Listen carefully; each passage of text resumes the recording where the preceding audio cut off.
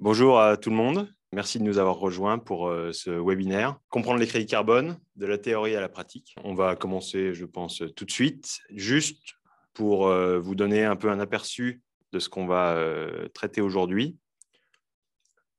On va commencer par parler des crédits carbone, donc de manière un peu générale. Qu'est-ce qu'un crédit carbone? C'est vrai qu'on en entend beaucoup parler, surtout en ce moment, il y a eu pas mal d'actualités autour des crédits carbone, mais parfois on ne sait pas trop ce que c'est, ce que ça signifie, ce que ça veut dire. Ensuite, on parlera de notre méthodologie de quantification carbone adaptée à des projets forestiers à couvert continu. Et enfin, on zoomera encore un peu plus pour aller sur le terrain et voir en fait ce que ça veut dire concrètement. Parce que bien souvent, on ne sait pas trop ce qu'il y a derrière un crédit carbone. Là, on va voir que derrière un crédit carbone, en fait, il y a avant tout un projet. Donc, pour ce faire, je suis accompagné d'Arnaud, qui est forestier chez Ecoterie. Bonjour. Et nous avons la chance, le plaisir d'accueillir Didier Payrot, expert forestier et membre de ProSilva. Bonjour. Bonjour Didier. Bonjour Didier. Juste une petite précision avant qu'on commence. Vous avez un chat à votre disposition, donc n'hésitez pas à poser vos questions au fur et à mesure du webinaire. Et on les traitera, en fait, on prendra un quart d'heure en fin de webinaire pour essayer de répondre à vos questions. Donc, je commence par la définition d'un crédit carbone. Qu'est-ce qu'un crédit carbone? Qu'est-ce qu'un crédit carbone de qualité? Et comment choisir en fait ces crédits carbone? Parce qu'il faut déjà savoir qu'on se mette d'accord sur une définition. Alors, ça va être très simple. Je vous donne une définition un peu générale. Et en fait, vous allez voir que ça va nous apporter pas mal nous faire voir pas mal de concepts sur lesquels reposent les crédits carbone. Donc, un crédit carbone, si on veut une définition formelle, c'est un certificat qui prouve l'évitement ou la capture irréversible d'une tonne de CO2 équivalent grâce à la mise en place d'une action qui n'aurait pas eu lieu dans le scénario de référence. Donc là, en fait, ça fait pas mal de concepts. Et donc, vous voyez la petite frise en dessous de la définition. On va prendre chacun de ces concepts un par un. Normalement, vous devriez pouvoir bien comprendre cette définition et tous les mots-clés, tout ce qu'il y a derrière cette définition. Donc d'abord, on parle souvent de crédit carbone, mais alors, est-ce qu'on parle de carbone, de CO2 ? Parfois, on voit du C0 au carré, ou on ne sait pas trop comment l'écrire. Alors déjà, de quoi parle-t-on ? Le carbone, c'est un atome, c'est un élément qui, en lui-même, n'est pas du tout problématique. Il y en a dans des tas de matériaux, il y en a partout, et c'est vraiment un composant essentiel, même déterminant pour la vie sur Terre. Ce qui nous pose problème, en revanche, c'est le dioxyde de carbone. Donc le CO2, donc, qui est une molécule composée de carbone et de 2 atomes d'oxygène, donc dioxyde de carbone. Et en fait, c'est celui-là qui nous pose problème, dans le sens où, de par sa structure, c'est une molécule qui va en fait rentrer en vibration en absorbant les infrarouges des rayons du soleil et en fait restituer la chaleur à cause de cette vibration. Et c'est ça qui en fait cause en grande partie le dérèglement climatique. Donc, on va parler de crédit carbone, mais en réalité, on parle de crédit carbone, donc associé à 1 tonne de CO2 équivalent. Alors, pourquoi CO2 équivalent? Parce qu'en fait, en réalité, il n'y a pas qu'un seul gaz à effet de serre, le dioxyde de carbone, qui pollue. Il y a plein d'autres gaz à effet de serre, tels que le méthane, par exemple, qui sont émis par différentes activités, essentiellement humaines, mais aussi de manière naturelle. Et le problème, c'est que si on commence à mesurer chacun de ces gaz à effet de serre, en fait, on n'a pas vraiment d'unité commune. Donc, comme le CO2 est vraiment celui qui reste le plus longtemps dans l'atmosphère, on mesure les émissions de gaz à effet de serre en CO2 équivalent. C'est-à-dire qu'en fait, on convertit le potentiel de réchauffement de chacun de ces gaz à effet de serre et on les convertit en équivalent CO2, c'est-à-dire que considère que c'est l'effet qu'aurait fait 1 tonne de CO2, même si ça ne correspond pas forcément à 1 tonne de ces gaz à effet de serre. Ensuite, on a parlé d'évitement versus captation de carbone. Alors en fait, ça, c'est un peu une subtilité dans le sens où un crédit carbone peut être associé soit à de l'évitement, soit à de la captation. Ce que ça veut dire, c'est que l'évitement, c'est qu'on émet une tonne et il y a une tonne qui n'a pas été émise par ailleurs. Mais donc, le résultat, vous allez sur la partie gauche de l'écran, c'est qu'en fait, il y a quand même une tonne qui a été émise dans l'atmosphère au lieu qu'il y en a eu 2. Donc, certes, c'est bien, c'est d'ailleurs très important, mais ça n'enlève pas de CO2 de l'atmosphère. Alors que de la captation, c'est le fait vraiment de retirer une tonne de CO2 de l'atmosphère.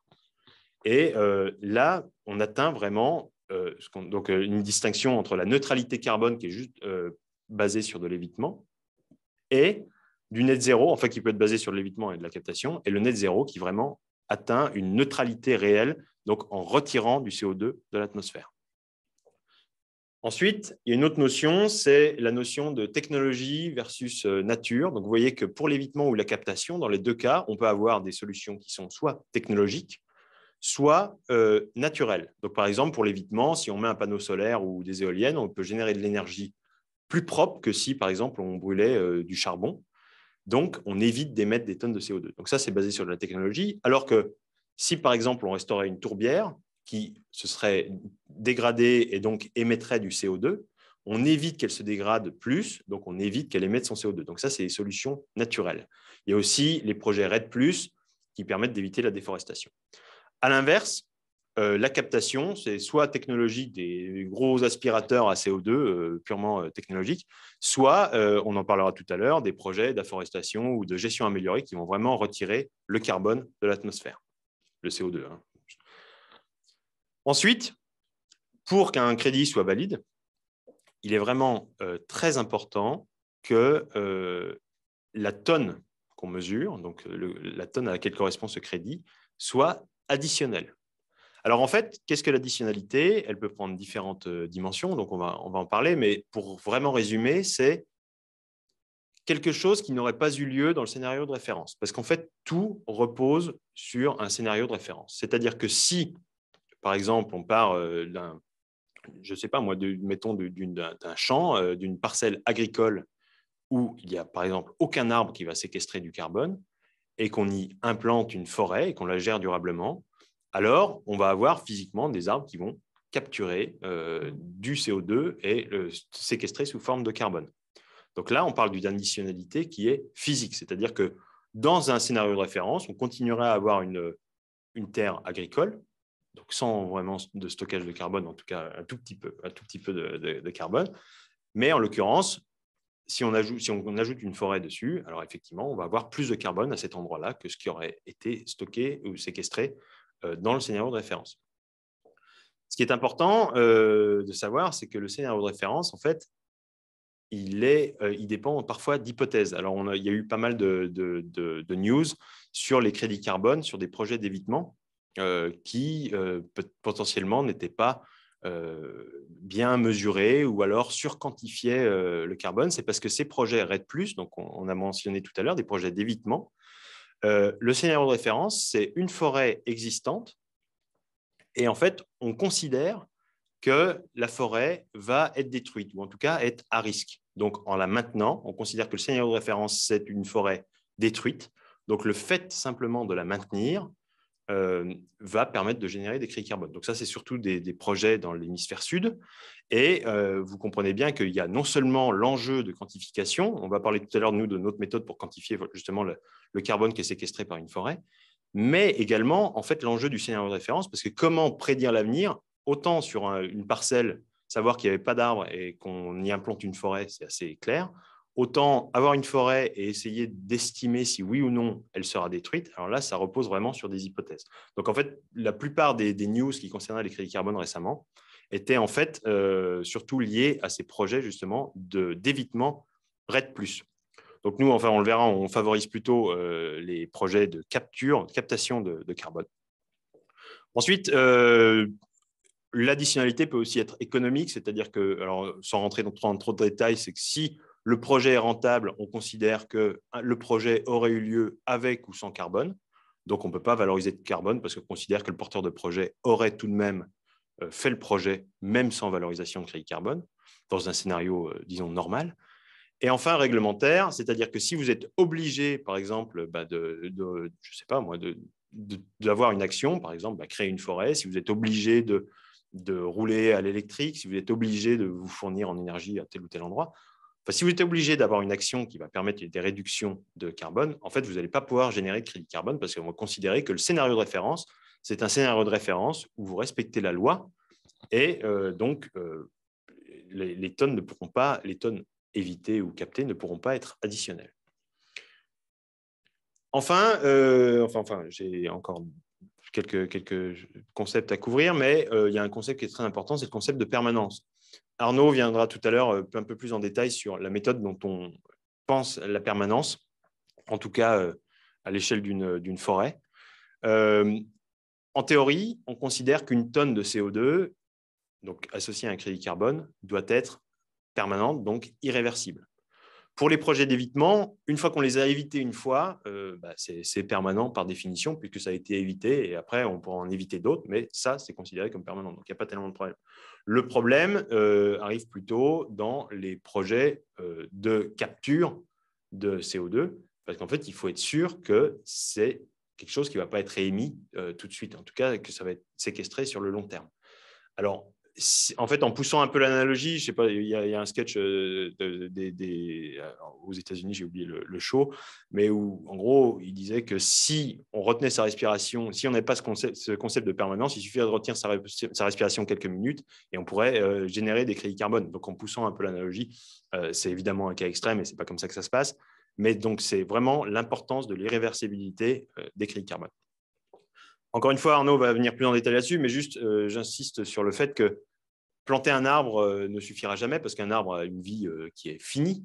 Et donc, du coup, le stock de carbone ne pourra jamais être permanent puisque cet arbre, à la fin de sa vie, va soit être récolté, soit tomber dans la nature, soit être utilisé pour des matériaux. Enfin, quoi qu'il arrive, à l'échelle d'un arbre, tout le carbone qui va être capté par cet arbre va être réémis dans l'atmosphère.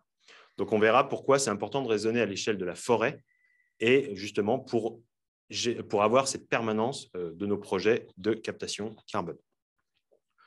Enfin, on a le concept qui est très important. Alors, parfois, il est séparé en deux, mais en réalité, c'est à peu près la même chose. Mesurabilité et vérifiabilité, c'est-à-dire que quand on a un projet, il faut qu'on soit vraiment capable de mesurer précisément la quantité de carbone qui a été évitée ou captée. Alors, encore une fois, on verra en détail comment nous, on le fait, mais c'est-à-dire que vous ne pouvez pas juste vous contenter de faire un projet et de dire à peu près à la louche, c'est tant de tonnes, etc. Donc, évidemment, ça repose sur des hypothèses, sur des modèles, sur des proxys, etc. Mais malgré tout, il faut qu'on soit capable de vérifier que l'estimation est bonne. Et donc, ça nous amène à la vérifiabilité. Une fois qu'on fait les vérifications, si on mesure, mais qu'on ne fait pas vérifier ces mesures par un parti tiers, en fait, on pourrait dire à peu près ce qu'on veut. Donc, en fait, dans la sélection des crédits carbone, c'est très important de vérifier de s'assurer que les crédits qu'on achète ont été vérifiés par un organisme certificateur tiers.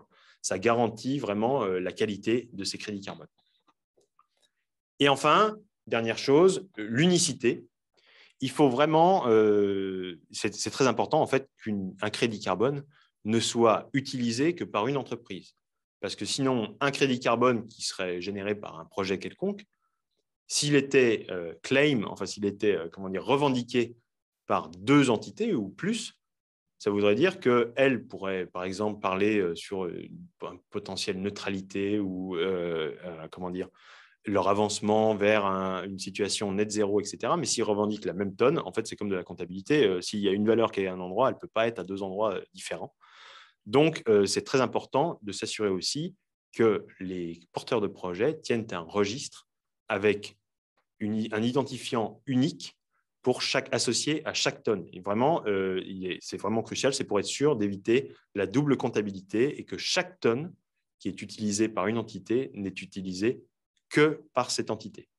Voilà, donc ça fait peut-être pas mal de concepts en 15 minutes, mais normalement, si on revient à la définition de tout à l'heure, vous avez maintenant une bonne idée de ce que c'est qu'un crédit carbone et en fait, vous vous rendez compte qu'il y a vraiment beaucoup de choses qui rentrent en compte et que ça repose dans beaucoup de concepts et qu'on appelle en fait crédit carbone une multitude. Ils peuvent être associés à des crédits carbone une multitude de projets d'aspects complètement différents et avec des caractéristiques qui sont complètement variées. Et voilà. Donc, retenez bien ces différents concepts et au moment de choisir des crédits carbone, il faut vraiment vous assurer de ces différents points et de s'assurer que les projets soient robustes et associés à des projets concrets. Donc maintenant, je vais laisser la main à Arnaud qui va vous expliquer notre méthodologie. Comment on a développé cette méthode pour mesurer, quantifier le carbone associé à nos projets forestiers. Merci PA. Donc effectivement, en fait, ce qui va se passer dans la suite de la présentation, c'est que je vais reprendre ces 4 piliers du carbone, unicité, additionnalité, permanence et mesurabilité, et regarder comment ça fonctionne en forêt et comment nous, lorsqu'on a développé notre méthode, on s'est assuré à tout moment qu'elle était valide par rapport à ces 4 piliers du carbone. Donc d'abord, on entend beaucoup parler de captation de carbone, capture, etc. Et on entend aussi beaucoup parler de est-ce qu'on fabrique un puits de carbone. Donc la question à se poser, c'est qu'est-ce que c'est qu'un puits de carbone? Un puits de carbone, c'est grosso modo un système qui, au cours du temps, absorbe plus de carbone qu'il n'en rejette dans l'atmosphère. Donc une forêt est-elle un puits de carbone? Est-ce qu'elle absorbe du carbone? Oui. Est-ce qu'elle rejette du carbone? Oui. Donc la question, c'est de savoir est-ce qu'elle va en rejeter plus qu'elle en absorbe ou l'inversement? Alors, comment est-ce que la forêt absorbe du carbone? Bon, ces arbres là dans la forêt, ils sont gros, ils sont massifs. Il y a pas mal de gens qui se sont posé la question de savoir d'où elle vient cette masse, quoi. Alors, je vous encourage à aller sur des pages internet, genre par exemple Wikipédia sur la photosynthèse, et de regarder un petit peu comment scientifiquement les gens ont petit à petit réussi à arriver à cette formule qui est communément admise maintenant, qui est dit que grosso modo, un arbre, c'est de l'eau, du carbone qu'il tire de l'atmosphère. Et puis, voilà, c'est de la gain de carbone. Alors, comment ça se passe? Ça se passe au niveau des feuilles, avec la photosynthèse, qui prend des molécules de CO2 de l'atmosphère, de l'eau qui va venir des racines des arbres, hein, de la terre, pour pouvoir fabriquer du sucre, du glucose, et rejeter du dioxygène dans l'atmosphère. Donc, le dioxygène qu'on respire, c'est une espèce de déchet de la réaction de photosynthèse.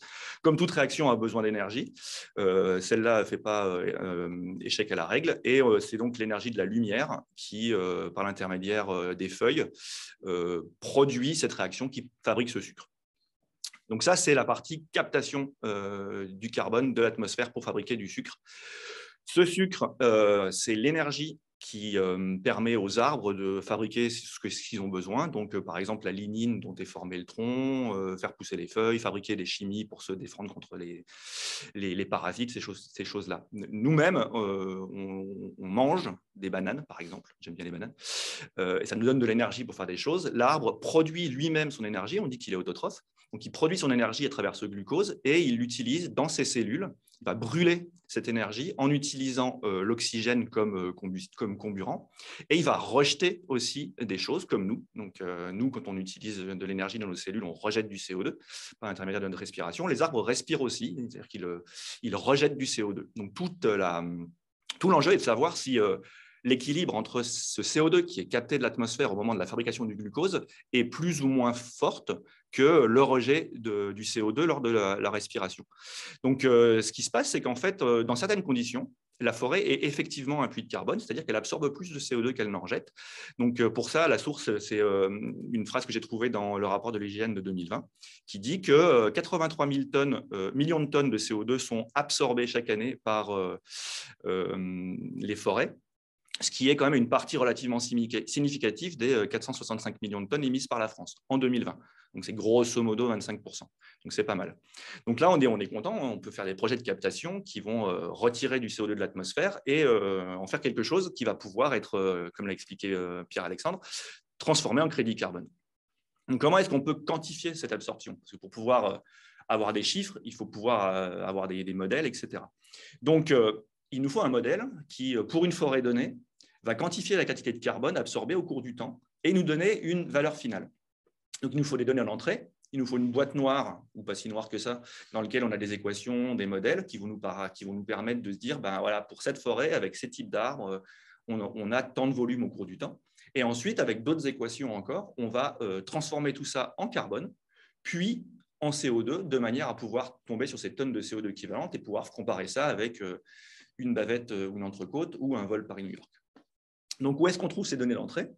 Eh bien, les données d'entrée, c'est le volume du tronc de l'arbre, ce qu'on appelle le volume de bois fort, en fonction du temps et selon la station forestière. Alors, la station forestière, c'est plus ou moins des choses qui viennent du sol, du climat et qui nous permet de dire à tel endroit, c'est plutôt tel arbre qu'il faut mettre. Une fois qu'on a fait ce travail, on est capable d'avoir des courbes qui sont des courbes la plupart du temps empiriques, qui vont dire voilà, à 30 ans, on va avoir tel volume de tel arbre sur tel sol.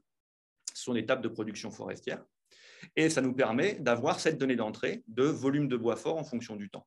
Lequel volume de bois fort est transformé avec quelques équations en volume de houppier, puis volume des racines. Ensuite, on transforme tout ça en tonnes de masse sèche, parce qu'un arbre, c'est quand même beaucoup d'eau. Et ensuite, on transforme ça en tonnes de carbone, parce que dans la masse sèche de l'arbre, il n'y a pas que du carbone. Et ensuite, on multiplie donc par le rapport 44/12 pour obtenir les tonnes de CO2 équivalentes. Alors, on vient de parler de stock, de capture, etc. En fait, il y a un vocabulaire un peu idoine qui circule, c'est ce qu'on appelle les 3 S. Séquestration, stockage et substitution. La séquestration, c'est le carbone qui est capturé par les arbres et qui est gardé dans l'arbre lorsqu'il est vivant. Le stockage, c'est qu'est-ce qui se passe une fois qu'on récolte cet arbre et que les produits bois vont être transformés en une poutre, une planche, de la palette, etc. Le carbone est à ce moment-là plus séquestré dans l'arbre, mais stocké dans les produits bois. Et il y a d'autres équations qui nous permettent de savoir comment ce stock évolue au cours du temps, parce que malheureusement, il n'est pas stable. Il y a des équations qui nous permettent de dire à quelle vitesse le CO2 se dégrade dans les produits. C'est des équations avec des moyennes de cycle de vie, parce que la plupart des produits bois, lorsqu'ils ont atteint la fin de leur vie, on finit par les brûler et ça repart dans l'atmosphère. Et le 3e S, c'est la substitution. C'est une façon de se dire, si jamais on utilisait des produits bois, ça veut dire qu'on ne va pas utiliser d'autres produits. Par exemple, si on met une poutre en bois dans une maison, c'est toujours une poutre en aluminium ou en béton qui ne va pas y être. Et donc, ça va nous permettre de substituer des émissions de carbone par l'utilisation de ces produits bois. Alors, à la fin, si on remonte un peu le fil, ça finit toujours à être de l'énergie, hein, il y a un peu de chimie. Mais il y a des chiffres qui nous permettent de dire, voilà, si on utilise une poutre, on a substitué 1,52 tonnes équivalentes de carbone du fait de ne pas avoir utilisé une poutre en aluminium ou en béton. Donc, on retrouve un petit peu le concept d'additionnalité et de scénario de référence. Donc, un petit graphique pour vous montrer tout ça en action. Donc, on voit à gauche, excusez-moi, je ne connais pas ma droite de ma gauche. À gauche, on voit une table de production. Pour là, en l'occurrence, c'est du chêne Cécile. Donc, la courbe que vous avez en vert un peu gras, c'est la courbe finale. Juste en dessous, vous avez une courbe plus fine qui correspond uniquement à la partie séquestration. Donc, on voit, hein, on plante les arbres, ils grandissent. Les espèces de petits pics, là, ça veut dire qu'on fait une coupe. Et à chaque fois qu'on fait une coupe, on remarque qu'en bas, il y a une courbe en vert coloré. Ça, c'est le stock dans les produits carbone. Donc, à chaque fois qu'on fait une coupe, on retire du carbone de la partie séquestration, on la met dans la partie stock, elle se désagrège un petit peu selon cette équation, puis on en remet, etc. Et la courbe en escalier qui monte noire, ça, c'est la partie substitution. Donc là, vous voyez qu'il n'y a pas de dégradation, hein, c'est vraiment quelque chose qui s'empile. Mais c'est basé sur énormément de chiffres qui sont, à mon sens, pas forcément toujours très faciles à retomber sur la littérature, etc. Donc, dans la méthode écoterie, on a décidé de l'indiquer de manière indicative, parce que c'est toujours bien de promouvoir les produits bois, mais on ne l'utilise pas. Donc voilà, on a beaucoup de chiffres. On a des chiffres qui sont à l'échelle des peuplements et sur les temps des itinéraires, donc des projets forestiers, donc c'est des temps assez longs. Est-ce que c'est suffisant ? Pas vraiment, parce que là, on n'a pas adressé le problème de la permanence. Par contre, vous avez vu qu'il y avait une valeur finale. Ça semblait se stabiliser à un moment. Donc, en fait, qu'est-ce qui se passe? C'est que si on regarde les 4 concepts du carbone que PA vous a expliqué juste avant, l'unicité, ce n'est pas trop un problème de forestier, c'est un problème de comptabilité. L'additionnalité, comme l'a dit Pierre-Alexandre, c'est par rapport à un scénario de référence. Donc, la courbe que je vous ai montrée, c'est la captation carbone de notre projet forestier à laquelle a été retirée la captation carbone du scénario de référence. Ça peut être un champ, auquel cas ça capte un petit peu de carbone de manière constante tous les ans, ou alors une friche. Et donc, en l'occurrence, le choix qui a été fait, qui vient du label bas carbone, c'est de dire qu'une friche absorbe du carbone à raison de 1 mètre cube d'accru forestier par an. Donc, on reprend les mêmes équations et puis on retire ça à ce que fait la parcelle forestière avec notre projet de forestier, et on obtient le carbone additionnel. La permanence, je vais vous en parler juste maintenant, et la mesurabilité, voilà, vous avez vu que tout était relié au volume de bois. Et il se trouve que le volume de bois, il suffit, entre guillemets, parce que c'est quand même beaucoup de travail, d'aller sur le terrain, de mesurer le diamètre du tronc et sa hauteur, on a le volume, et puis après, on arrive à dérouler le carbone. Donc, c'est possible pour un projet carbone de captation d'un projet forestier d'aller sur le terrain et de faire cette mesurabilité, cette vérification, qui peut être faite tous les X années. Alors, ça ne sert pas à grand-chose de le faire tous les ans, parce que les arbres ne poussent pas assez vite pour qu'on puisse voir des choses vraiment majeures, mais tous les 5 ans, c'est pas mal, par exemple. Donc, cette permanence, alors, il faut se rendre compte que ce qu'on veut, c'est être sûr de trouver une valeur qui correspond au fait qu'on ne doit pas donner trop de carbone, mais pas non plus pas assez. Et donc, comme l'a dit PA, un arbre, lui, n'a pas de permanence parce qu'il n'y a jamais le même nombre d'arbres dans la forêt. Il y en a qui sont coupés, il y en a qui sont replantés, il y a la régénération naturelle. Enfin bref, il y a beaucoup de choses qui changent. Par contre, en tant qu'entité peuplement forestier, les courbes qu'on a permettent de dire que si on les travaille d'une manière ou d'une autre, on arrive à avoir une méthode qui permet de jauger et de juger de cette permanence. Le concept en question, ça s'appelle le SMLT, stock moyen à long terme, ou LTA, long term average en anglais. Et ça représente une espèce de valeur théorique maximale que peut stocker un morceau de forêt. Comment ça marche? Là, je vous présente des courbes qui sont issues de Vera, et qui montre un projet forestier additionnel. On voit au début les négatifs parce qu'on n'a pas encore rattrapé notre scénario de référence et qui, voilà, au cours du temps, stocke du carbone. La formule du LTA ou du stock moyen sur le long terme, c'est de dire on somme toutes ces barres-là de carbone additionnel, certaines sont négatives, certaines sont positives, sur la durée du projet. Et on divise par le nombre d'années de la durée du projet. Alors, ça ressemble à une moyenne, ce n'est pas réellement une, parce que chacune des barres est cumulative, mais ça donne une espèce de valeur qui dit que tout ce qui est au-dessus de cette valeur, finalement, c'était en dessous au début, et puis si on recommence, à nouveau c'est en dessous, à nouveau c'est dessus. Mais si on se place de très loin et qu'on cligne un peu des yeux, c'est comme si c'était plus ou moins stable à cette valeur de LTA. Alors, qu'est-ce qui se passe s'il y a plusieurs de ces motifs-là qui représentent grosso modo, on plante, on va jusqu'au bout, on coupe, c'est une coupe rase. Ça fait partie d'une méthode de sylviculture qui s'appelle la sylviculture régulière, puis on recommence. Et bien, en fait, mathématiquement, ça revient exactement la même chose à faire le calcul une seule fois. Parce que si on le fait le calcul 2 fois et puis qu'on divise par 2 fois le nombre de rotations, ça revient à faire la même chose. Donc, il y a une petite culbute mathématique là qui dit que si on le fait sur la première partie, ça marche. Nous, ce qui nous embête à ce niveau-là, c'est qu'en fait, qu'est-ce qui se passe si on n'a jamais cette coupe rase? Si en fait, on tend à arriver vers ce qu'on appelle une sylviculture irrégulière à couvert continu, que vous expliquera Didier Paillereau tout à l'heure, qu'est-ce qui se passe à ce niveau-là? Eh bien, en fait, il se passe exactement la même chose. On plante, on fait des choses qui nous permettent d'arriver à cet équilibre de sylviculture irrégulière, et après, on arrive à un état où on oscille entre on retire du bois de la forêt et le reste se régénère. Donc, au final, on retrouve ce petit motif qui se répète ad infinitum. Et si on fait le calcul de LTA là-dessus, on obtient une valeur qui est quelque part par là et qui est la valeur qui n'est pas dépassable. Donc, on voit au début, on a été plus haut, mais pour autant, là, il n'y a pas de carbone parce qu'on est plus haut que notre scénario de référence, que notre seuil de permanence. Donc, on se dit, mais alors à ce moment-là, il y a peut-être une autre manière de voir le carbone additionnel. Qu'est-ce qui se passe si on avait une gestion forestière où on fait ces coupes rases? On a un SMLT à ce moment-là, et en fait, on change ça pour aller vers une sylviculture irrégulière. Donc, quand on fait quelques calculs, alors attention, tout ça, c'est des modèles, tout ça change, l'étape de production, c'est empirique, bon, voilà. Mais on arrive à se rendre compte que potentiellement, il y a moyen effectivement d'avoir du carbone additionnel. À votre droite, vous avez, vous reconnaissez d'ailleurs le stock de carbone à gauche, pardon. J'arrive pas. À gauche, on a le stock de carbone pour une sylviculture irrégulière avec cet état stationnaire. À droite, on reconnaît, je pousse, on coupe d'un coup sec, on recommence une sylviculture régulière. On calcule nos deux LTA et on se rend compte qu'il y a effectivement une différence. Alors, on reprend des concepts. Unicité, on s'en fiche. Mesurabilité, pareil. Scénario de référence pour additionnalité, oui. Scénario de référence, qu'est-ce que c'est? On continue à faire de la sylviculture régulière. Et donc, le projet, c'est sylviculture irrégulière. Là, donc, ça marche.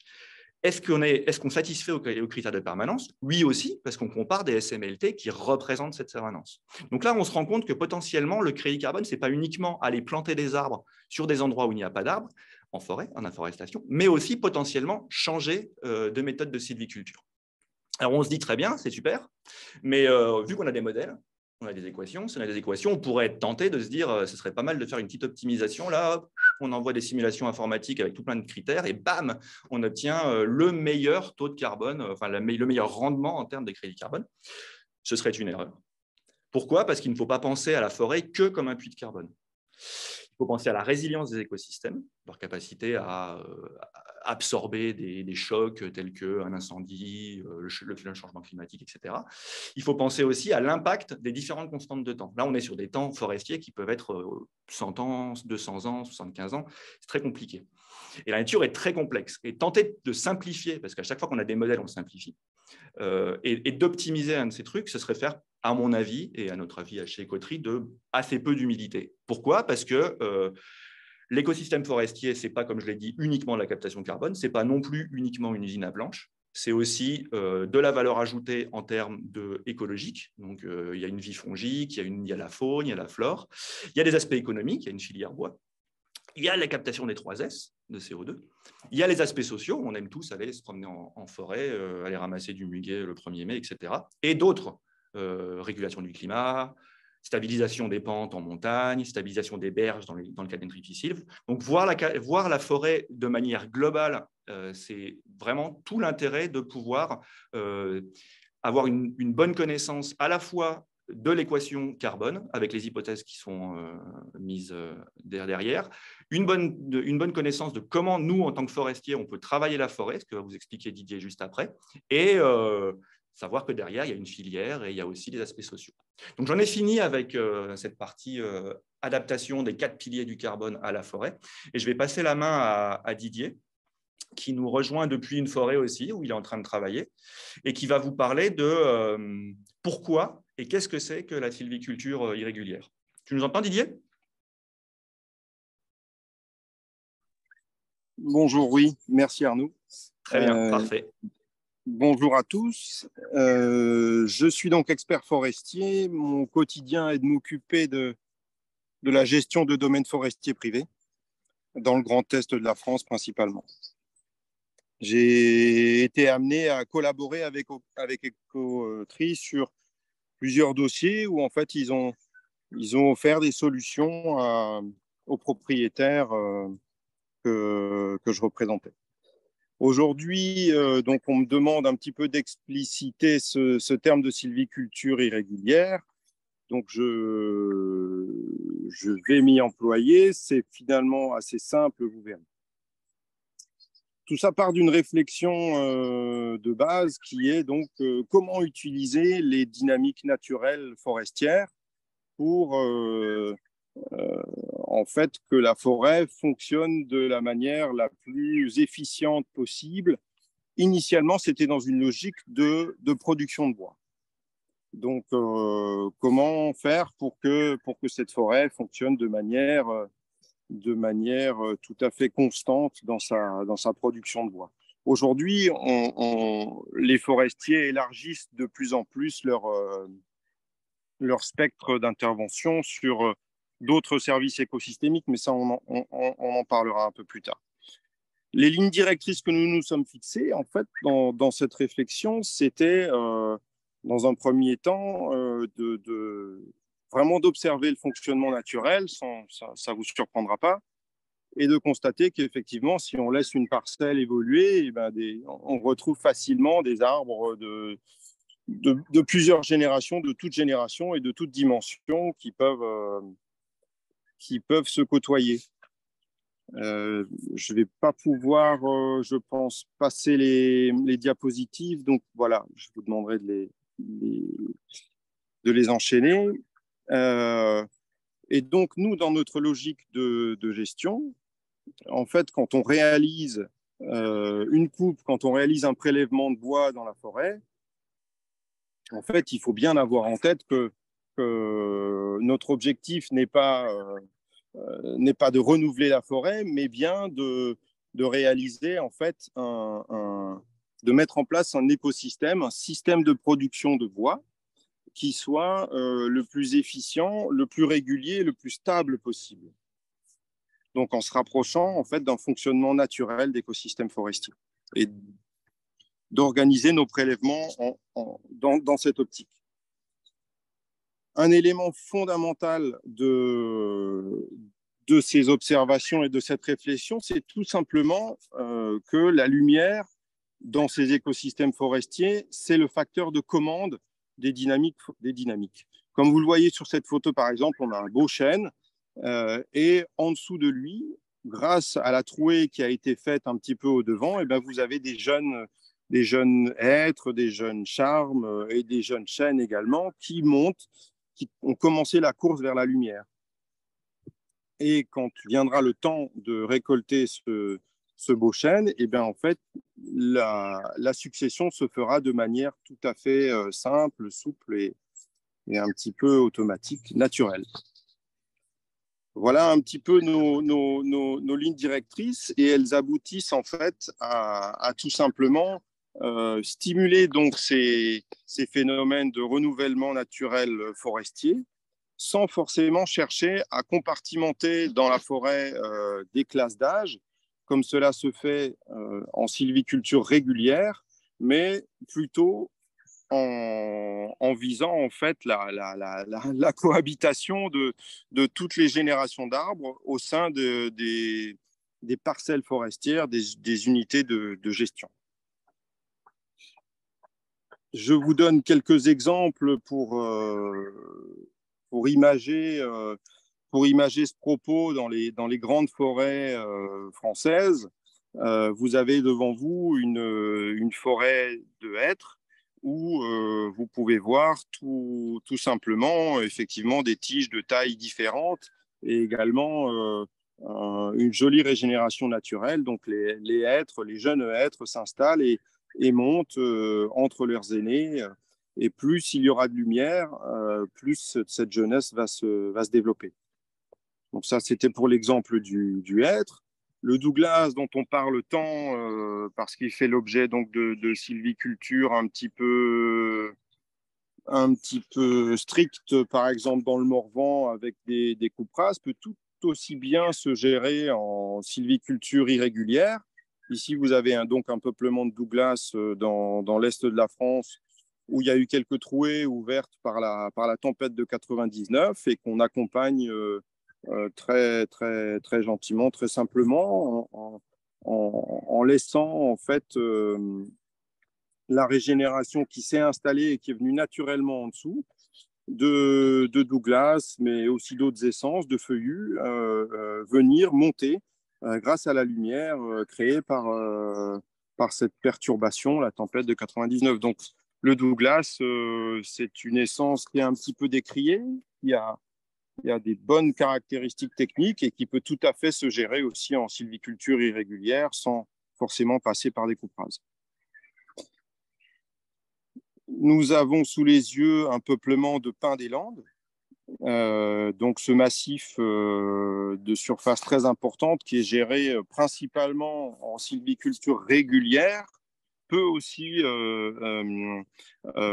y a quelques propriétaires dans ce massif qui travaillent en sylviculture irrégulière et vous avez sous les yeux donc justement une belle image de futaie de pins des Landes avec des arbres plutôt âgés et puis des jeunes qui sont prêts à prendre le relais et qui montent à l'ombre de leurs aînés. Alors on a dans ce cas-là, comme le pin maritime a besoin de beaucoup plus de lumière, et ben on aura des forêts qui seront peut-être un tout petit peu moins denses que celles que vous avez vues sur les photos précédentes, mais cette technique est tout à fait transposable aussi à cette essence. Et si on se projette sur le très long terme, là, vous avez une jolie futaie de chênes Cécile, donc âgés de 150 ans, où on a des très beaux arbres qu'on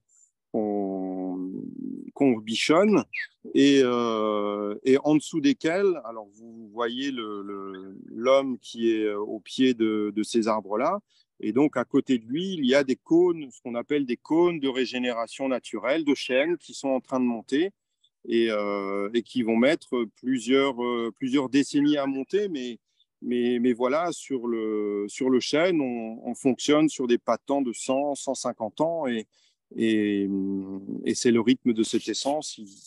faut faire avec. Mais voilà, donc cette sylviculture se mène sur des essences, est utilisable sur tout type d'essence. Souvent, quand la forêt est très jeune suite à une perturbation ou parce que dans les décennies précédentes, il y a eu des coupes rases, et bien sûr, quand une forêt s'installe quelque part, tout commence de la même manière, c'est-à-dire qu'on a des jeunes peuplements dans lesquels on va travailler pour réaliser une sélection des plus belles tiges dans une logique donc de production de bois d'œuvre, comme je vous en parlais tout à l'heure. Et petit à petit, en fait, on acquièrra des générations, de nouvelles générations d'arbres, et donc l'irrégularisation se fera de manière progressive au fil des décennies qui suivront. Ce type de sylviculture a également d'autres atouts, puisque, en fait, comme elle vise la permanence d'un couvert forestier, on parle de sylviculture irrégulière, ça implique un couvert continu, c'est-à-dire qu'il n'y a pas de phénomène de coupe massive, mais bien un couvert permanent, continu. Eh bien, dans ce cas-là, on se rend compte qu'il y a des intérêts en termes de préservation d'un certain niveau de richesse du sol qui facilite en fait l'installation de la régénération.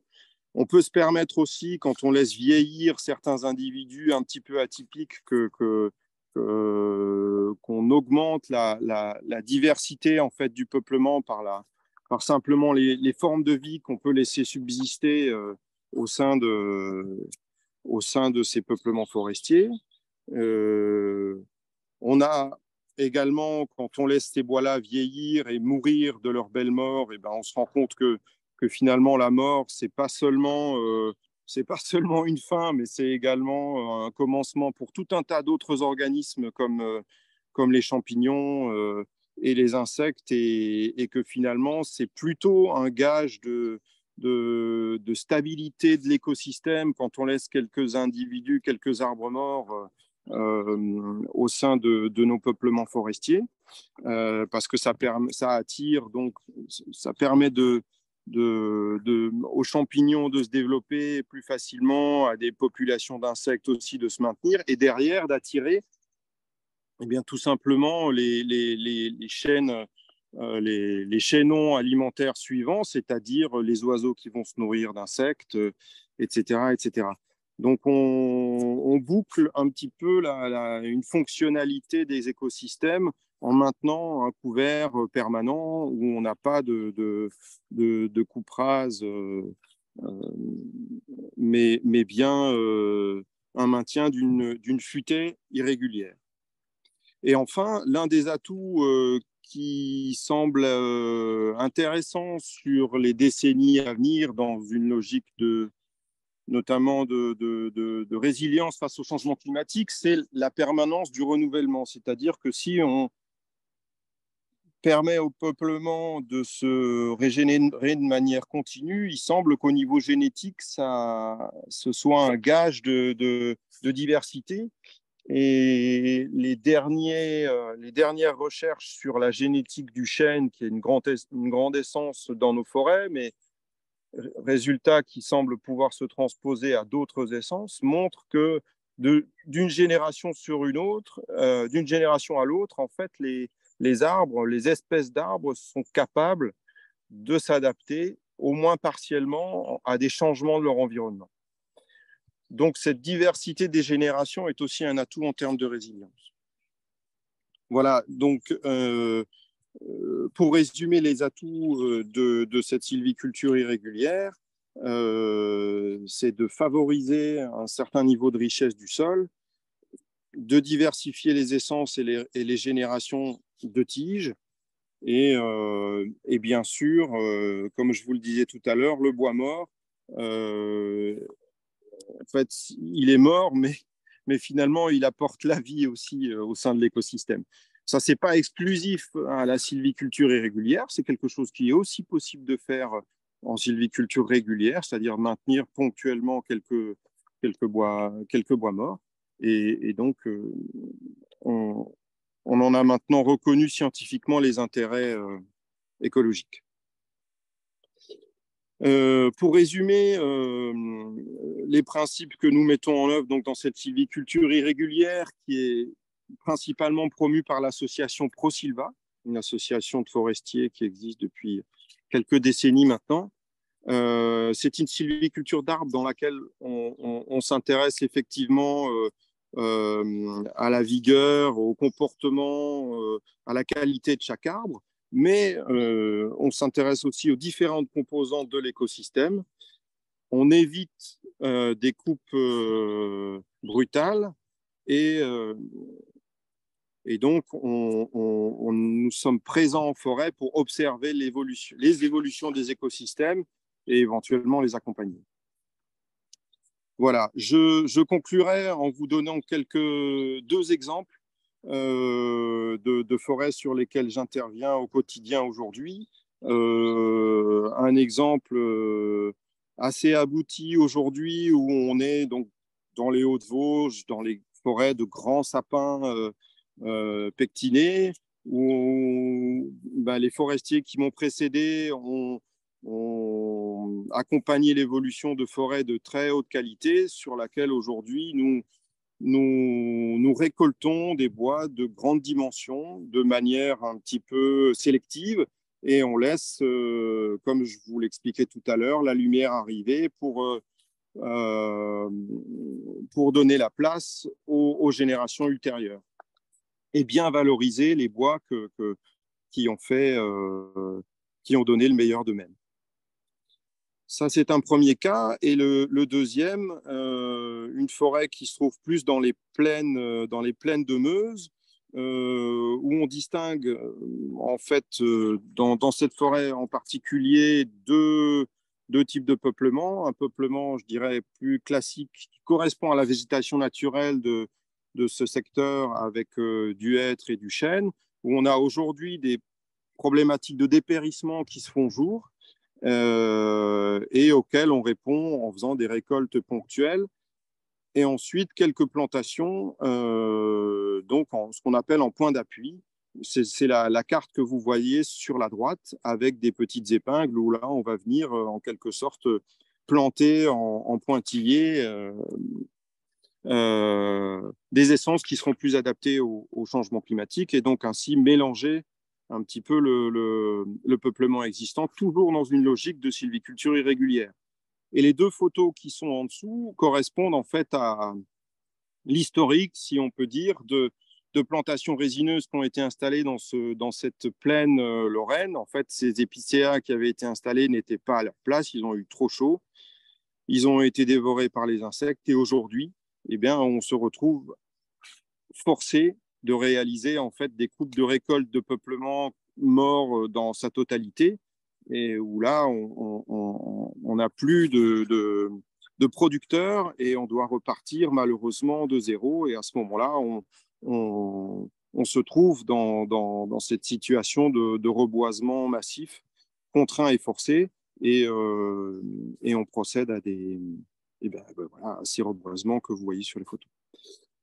Voilà un petit peu le quotidien tel que vu de la fenêtre d'un forestier. J'espère que, en tout cas, ces petites images ont pu vous servir. Merci beaucoup Didier pour cette présentation très éclairante et très intéressante. Tu peux nous dire où est-ce que tu es en ce moment Alors, je suis dans la forêt d'Iwer, qui se trouve pas loin de Thionville, donc pas loin du Luxembourg. À l'ombre des chênes. Voilà, il y a un petit peu de lumière. Tout va bien. Parfait. Alors là, on va regarder un peu dans le chat s'il y a des questions et on va essayer d'y répondre. La première question consiste à comprendre comment calculer le carbone d'un projet futur. Étant donné que le volume des arbres selon les modèles existants est estimé généralement à partir de 10 cm de diamètre, comment quantifier les 4 premières années? Alors, la réponse la plus simple, c'est de dire qu'on ne peut pas le faire. Vous avez entièrement raison de dire que les tables forestières commencent à être raisonnablement sûres à partir de même plus que 10 cm de diamètre. Donc, au début, on a une interpolation qu'on fait comme on a envie, quoi. Et la seule chose qu'on peut faire, c'est, comme je l'ai dit quand je parlais de la mesurabilité ou de la vérifiabilité, c'est d'aller sur le terrain tous les X années et de faire des mesures, qu'elles soient statistiques ou non, plus souvent statistiques, et de prendre ces points. Et déjà, ça nous permet de valider un peu les modèles qu'on utilise, et ça nous permet de savoir où est-ce qu'on en est en termes de carbone. Mais effectivement, c'est très, très difficile de quantifier ces premières années. Mais la question à se poser, c'est est-ce qu'on en a réellement besoin ? Puisque, en fait, si on se place dans le concept de permanence, ce qui nous intéresse, c'est réellement cet état stable à la fin. Ce qui se passe avant, au final, ce n'est pas particulièrement intéressant. Un truc dont je ne vous ai pas parlé durant ma présentation, c'est la façon dont les crédits carbone sont alloués. Alors, il y a différentes méthodes, enfin pas des méthodes, mais des procédures qui sont mises en place. Déjà, il n'y a pas de crédit carbone d'alloué tant qu'on n'a pas rattrapé notre scénario de référence. Donc, un delta négatif ne donne, de manière, ce n'est pas particulièrement étonnant, ne donne pas lieu à des crédits carbone. On n'a le droit de délivrer ces crédits que jusqu'au seuil de permanence, donc ce fameux LTA. Et les années où l'incrément est négatif, alors, si on se place dans le cadre d'une seule parcelle avec un seul peuplement, c'est-à-dire l'année où on fait une coupe, on n'a pas le droit de délivrer des crédits carbone. Donc, ça s'accumule selon des modèles. Certaines personnes tirent une droite entre 0 et le premier point de 10 cm. D'autres personnes mettent des sigmoïdes. D'autres personnes mettent Mais au final, ce n'est pas terriblement important. Ce qui est important, c'est de savoir où est-ce qu'on en est, de quantifier ça de manière claire, d'assurer la survie du peuplement et d'arriver le mieux possible à cet état stationnaire qu'on espère atteindre. Bonjour, comment choisissons-nous les matériaux que nous substituons? Bois versus aluminium, bambou versus plastique ou polystyrène? Alors ça, j'en ai absolument aucune idée et ce n'est pas mon travail de forestier, mais c'est plutôt le travail des gens qui vont utiliser ces matériaux.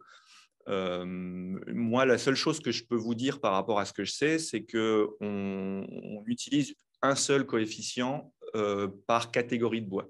C'est-à-dire qu'on a un coefficient de substitution pour du bois dit industrie et un coefficient de substitution sur les bois dits bois d'œuvre. Après, c'est encore une histoire de moyenne. Parce qu'évidemment, on n'a pas la même substitution si on va prendre une poutre en acier, en aluminium recyclé, en béton. Des bétons, il y en a autant qu'il y a de gens qui font du béton. Donc, on ne peut utiliser qu'un coefficient totalement moyen. Après, j'ai envie de dire, c'est à la filière de la construction, si on se place dans le cas des poutres, de travailler à trouver quelles sont les meilleures essences de bois, quelles sont les meilleures utilisations. Et il y a beaucoup de travaux qui se font là-dessus, notamment comme on a de moins en moins de très gros arbres, de très longs arbres, on a de moins en moins aussi de charpentes fait en une seule pièce. Donc il y a pas mal de travail qui est fait dans l'industrie qui permet d'utiliser des morceaux un peu plus courts, hein, les travailler en termes de forme et de manière de les mettre ensemble, que ce soit collé ou avec d'autres systèmes pour pouvoir réaliser des grands ouvrages à partir de bois. D'ailleurs, ce qui me permet de rebondir aussi sur ce que disait Didier tout à l'heure, avec le Douglas qui est effectivement un peu décrié, mais à un moment ou à un autre, si on veut pouvoir alimenter cette filière et pouvoir utiliser du bois dans la construction pour faire des bâtiments qui sont meilleur en termes de carbone, il faut pouvoir faire cette production. Et si on ne la fait pas en France, ça veut dire qu'il va falloir qu'ils viennent d'ailleurs. Et potentiellement, si on se dit les essences ne doivent venir que de l'endroit où elles sont endémiques, les Douglas, il va falloir aller chercher du côté nord-ouest des États-Unis et du Canada. Donc, potentiellement, les faire venir en bateau, ce qui a aussi un impact carbone, etc. Question suivante, comparez-vous la variation de stockage produit et substitution entre les modes de sylviculture avec SMLT? Sinon, comment être exhaustif sur le gain carbone? Alors ça, c'est effectivement une bonne question. Lorsque je vous ai montré le schéma où on comparait la sylviculture régulière et la sylviculture irrégulière, il y avait deux courbes en haut et deux courbes en bas. La courbe de haut, il n'y avait que l'aspect séquestration. Parce que lorsque l'on fait l'aspect séquestration, on retombe sur ces motifs identiques sur lesquels il est mathématiquement possible de calculer un stock moyen sur le long terme. Alors que si on inclut les produits bois, selon la vitesse à laquelle on a une dégradation de ces produits, on n'arrive plus à retrouver ce motif régulier qui nous permet de faire le calcul. Donc, pour être tout à fait honnête, j'en sais rien. Je n'ai pas encore réussi à craquer ce truc-là, mais on travaille dessus. La suivante. Ces calculs sont-ils transposables à un projet bioplastique à partir de microalgues? Doit-on prendre en compte la captation lors de la culture et lors de la substitution de plastique conventionnel? Alors, les calculs ne sont absolument pas transposables parce que toutes les équations sont basées sur des volumes de bois et comment biologiquement le bois se transforme en carbone. Par contre, les 4 piliers, unicité, additionnalité, permanence et mesurabilité, ça, par contre, c'est totalement transposable. Donc, la question qu'il faut que vous vous posiez à cet endroit-là, c'est est-ce que vous êtes additionnel? Quel est votre scénario de référence? Est-ce que vous êtes permanent? Oui ou non? Sinon, comment s'assurer qu'il y a une forme de permanence? Et ensuite, est-ce que vous êtes capable de mesurer? Parce que si vous faites des calculs, mais qu'à la fin, il est impossible d'aller mesurer si ça s'est bien passé ou quoi, il n'y aura pas de certification, vous n'aurez pas de crédit carbone. Donc, utilisez nos équations pour faire votre truc, non. Par contre, à chaque fois que vous vous lancez dans une entreprise telle que celle-là, vraiment toujours se poser la question de ces 4 piliers. Est-ce que, oui ou non, votre projet satisfait à ces 4 critères? On dit beaucoup de choses sur le carbone, ouais, c'est peut-être pas bien, parce que si, ça autorise les pollueurs, parce que si, bon, voilà, c'est un autre débat. Mais moi, je pense réellement que ces 4 piliers sont vraiment quelque chose qui permettent d'assurer une qualité au moins de la démarche.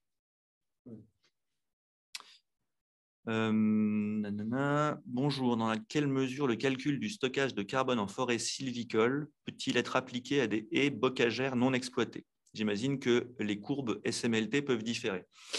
Alors, bon, les haies sont soit des arbres, soit des arbustes. De toute façon, c'est du stocké, c'est de la séquestration, tout à fait. Moi, à ma connaissance, on n'a pas trop de courbes de données d'entrée. Ça se modélise sans doute par empiriquement une courbe de type sigmoïde. Vous savez, c'est des courbes en S, là, où ça commence doucement, ça commence à faire beaucoup de choses, puis après, ça se calme un peu. Tous les processus biologiques sont plus ou moins modélisables par ce genre de courbe. Et dans ce cas-là, effectivement, on devrait pouvoir calculer une séquestration, une additionnalité par rapport à s'il n'y a pas de haies, et une sorte de permanence, sachant que je pense que dans le cas des haies, il y a autre chose qui rentre en jeu, c'est parce que les haies évitent aussi des choses en termes de la culture qu'elles accompagnent. Donc, c'est un peu plus compliqué que ce que l'on peut faire en forêt. Juste pour rebondir là-dessus, effectivement, les haies vont permettre en fait, d'enrichir le sol en matière organique, par exemple, et d'éviter des intrants chimiques qui, eux, auraient induit l'émission de CO2 de par la production. Ensuite, la question suivante est par rapport à l'utilisation principale des coupes de bois matures quand on achète un arbre sur le site des coteries. N'y a-t-il pas un problème de stockage si les coupes sont brûlées? Alors effectivement, les premières coupes, généralement, on ne va pas pouvoir fabriquer une poutre avec un arbre qui fait 10 cm de diamètre, on est d'accord. Nous, on essaye de faire au maximum de la sylviculture régulière, telle que vous l'a expliqué Didier, donc de favoriser et d'aller au maximum vers la production de bois d'œuvre. Sachant que lorsqu'un arbre est coupé, qu'il est sorti, qu'il va en scierie, c'est un processus qui est relativement efficace, et les scieurs sont très bons pour optimiser au maximum ce qu'ils ont comme matériaux d'entrée. Donc, ils vont fabriquer des poutres, mais après, ils vont réutiliser les déchets pour faire ceci ou pour faire cela.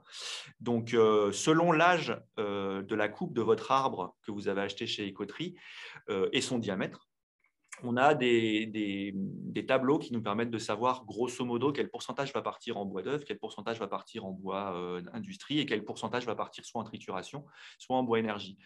Donc, une partie va être effectivement rebrûlée et partir dans la nature, sachant qu'on travaille aussi sur d'autres solutions, telles que la production de biochar, par exemple. Après, c'est un peu délicat parce que si on transformait tout le bois énergie en biochar, il y a une filière aussi qui ne pourrait pas fonctionner. Et donc, la chaleur qu'on pourrait gagner par rapport au bois qui est renouvelable parce que le bois repousse, se tourner vers l'électricité. Donc, quel est votre mix énergétique? Donc, bon, bref, c'est un peu la poule et l'œuf. Mais la réponse claire, c'est qu'il y a une partie de votre arbre qui va partir en bois d'œuvre et une autre partie qui va partir dans les autres débouchés de la filière bois. Les parallèles sont-ils possibles avec des biomasses agricoles dans le calcul des tonnes de CO2 évitées ou capturées?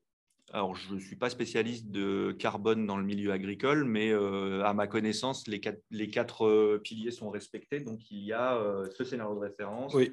Et mais c'est plutôt de l'éviter. Oui, en fait, ça dépend. Mais disons qu'il y a autant de méthodes. Comme chaque projet est quand même vraiment unique, un projet forestier ne va pas du tout avoir les mêmes méthodes de calcul qu'un projet agricole, par exemple. Donc, par exemple, pour prendre l'exemple du label bas carbone, si vous mettez des panneaux solaires, par exemple, sur votre hangar d'exploitation, vous pouvez générer des crédits carbone, d'évitement. Donc, en fait, et c'est pour ça la première partie, le but, c'était vraiment d'expliquer les grandes lignes, les différents types de crédits carbone. En fait, il y a vraiment une vaste diversité de crédits. Et en fait, selon le projet, on va quand même générer des crédits carbone, mais avec différentes caractéristiques. Il y en a qui vont être basés sur la technologie, il y en a qui vont être basés sur la nature, d'autres qui vont être de l'évitement, de la captation, etc. Je crois que malheureusement, on est à court de temps. On va peut-être prolonger, on va reprendre encore deux, trois questions et après je vais regarder s'il y a une question qui concerne Didier, puis sinon on va le laisser repartir dans la forêt.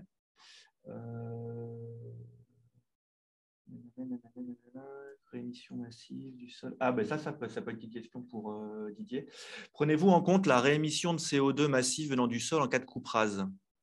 En fait, non, puisqu'on ne fait pas de coupe rase. Voilà.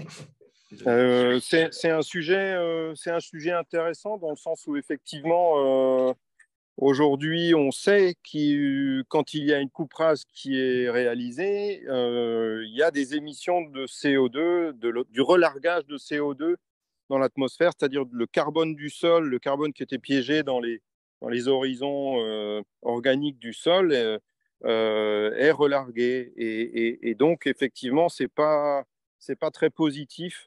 Maintenant, il n'est pas possible aujourd'hui de quantifier précisément le relargage de CO2 suite à une coupe rase, et ça dépend aussi du sol notamment, et de la quantité de carbone organique qu'il peut y avoir dedans. Mais c'est un thème effectivement intéressant. Et il faut savoir que les coupes rases ont cet impact-là de relargage de CO2 dans l'atmosphère. Oui. J'arrive d'une question qui demande la différence en termes de CO2 entre sylviculture régulière et irrégulière. Quel gain de la sylviculture régulière que vous défendez? Non, nous, on défend la sylviculture irrégulière.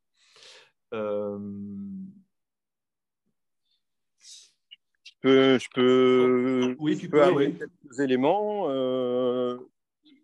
Alors, je ne suis pas affûté par rapport aux concepts qui ont été développés sur effectivement les crédits carbone à proprement parler. Par contre, la captation de CO2 par les arbres, donc au sein d'un écosystème, globalement, entre une futaie régulière et une futaie irrégulière, la captation de CO2 peut être à peu près équivalente. Donc, je pense que c'est pas un système de gestion plutôt qu'un autre qui captera plus de CO2. Par contre, effectivement, la futaie irrégulière propose d'éviter de passer par des coupes rases, et donc ces relargages de CO2 dont je parlais tout à l'heure, et aussi de récolter en fait par la succession des générations de tiges qui se renouvellent donc dans la forêt suite aux récoltes qu'on réalise. En fait, on ne prélève que des arbres de grande dimension, alors que dans un système régulier, on a des phases de développement jeunes, puis adultes, puis âgés. Et donc, on a des périodes où on récolte que des petits bois qui auront un usage un petit peu moins noble et une durée de séquestration moins importante que des bois de plus grosse dimension. Donc, je dirais donc concrètement que la quantité ne change pas d'un système à un autre, ou alors assez peu à mon avis. Mais par contre, en termes de qualité de séquestration et de CO2 stocké plutôt, et après d'évitement de coupe rase, là, il y a une petite différence quand même. Ouais, je suis bien sûr d'accord avec tout ça. En termes de comptabilité carbone, par contre, lorsqu'on calcule un SMLT sur une coupe rase, enfin sur un système qui fonctionne par coupe rase, on est généralement un petit peu plus bas à cause de la formule que si on se fixe les préconisations de volume de peuplement pour la phyté irrégulière. Ce n'est pas très, très différent. Mais par contre, effectivement, en termes de services écosystémiques rendus par la forêt et en termes de choc sur l'écosystème que constitue une coupe rase, on a meilleur à faire de s'orienter vers la sylviculture à couvert continu. Oui, en fait, moi, je prends souvent l'analogie d'un bulletin de notes. En fait, on ne repasse jamais par la case 0 si on fait un peu une moyenne long terme. Avec une sylviculture régulière, on repasse à 0, alors qu'en sylviculture irrégulière, effectivement, on repasse jamais par cette case 0.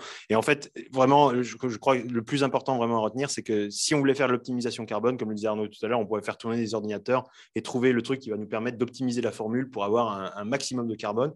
Mais ça pourrait se faire aux dépens de l'écosystème, et on essaye vraiment d'avoir cette vision globale de l'écosystème aussi pour la biodiversité et pour justement la résilience du système. Je réalise qu'on a vraiment beaucoup de questions. On va essayer d'en reprendre encore 2 ou 3, y compris dans la rubrique questions et réponses. Enfin, 1 ou 2, je ne sais pas si on a encore un peu le temps. Mais si on ne répond pas à vos questions à l'oral tout de suite, on tâchera d'y répondre à l'écrit un peu plus tard. Donc là, c'est peut-être une question pour Arnaud. Une question: séquestration de CO2 au cours des 50 premières années. Pouvez-vous nous parler du rapport séquestration de CO2 par âge des forêts? Alors oui, les courbes qu'on présente là, effectivement, c'est des courbes qui représentent une forêt à partir du moment où elle est plantée jusqu'à sa maturité. Et il n'y a pas de secret, effectivement, au début, les arbres sont petits et ils passent par une phase où ils vont grandir plus et peut-être un peu plus se stabiliser. C'est très difficile de répondre à cette question dans la mesure où tout ça, c'est dépendant à la fois de l'essence et de sa classe de fertilité. Donc la classe de fertilité, ça représente grosso modo si ça a bien poussé ou ça n'a pas bien poussé. Et c'est dépendant du sol, du climat, de l'orientation, de pas mal de choses. J'ai pas vraiment fait de courbe ou quoi. Et de toute façon, à la fin, il faut bien se rendre compte que ce qui parle, c'est le terrain. Et donc, on pourra faire toutes les courbes qu'on veut et penser que ça va se passer comme ça. Il y a fort peu de chances que ça se passe comme ça. Donc, il vaut, voilà, nous, on fait comment dire, on essaye de faire au mieux, de deviner au mieux ce qui va se passer avec l'expérience des experts forestiers, avec l'expérience qu'on a nous du terrain, etc. De temps en temps, on fait appel à des spécialistes qui vont venir avec nous, faire des études stationnelles, coupler ça avec des modèles climatiques pour pouvoir savoir quelle essence planter de manière à ce qu'elle résiste dans les 5 prochaines années, parce que c'est bien joli de planter, mais si 5 ans après, il n'y a plus rien, ça ne marche pas. Mais est-ce qu'elle va résister aussi dans 30 ou 40 ans? Parce que l'idée, c'est de fabriquer une forêt sur le long terme. Donc voilà, on se fait aider par tout ça. Et on essaye de faire au mieux. Je ne sais pas qu'est-ce que ça nous apporterait de se dire, voilà, c'est à partir de cet âge-là où elle capte le plus, dans la mesure où on ne peut pas faire comme Astérix et Obélix et planter des glands qui nous font directement des arbres au bon âge. Ouais. On a peut-être une question pour Didier. Après plusieurs coupes dans une parcelle forestière, combien de temps il faut compter pour une totale régénérescence?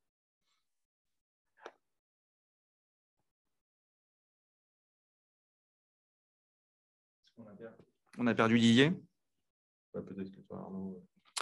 Je suis là, je suis là, je suis là. Ah, pardon. Mais j'ai des petits problèmes de réseau. Ouais. C'est une question à laquelle on ne peut répondre que par ça dépend. Mais effectivement, dans un cycle de futaie irrégulière, le système peut tourner et se renouveler régulièrement. Et effectivement, on peut arriver à comme ça renouveler totalement la forêt, c'est-à-dire récolter autant de bois que ce qu'il y avait au début, tout en maintenant en fait une forêt sur pied par le simple fait qu'on ne récolte que l'accroissement de la forêt et qu'on laisse toujours du couvert et une belle forêt en place, mais on récolte l'accroissement. Et donc, selon l'essence qu'on conduit avec cette sylviculture irrégulière, ça peut se faire, ce renouvellement complet, il peut se faire sur une période entre 35, 40 ans et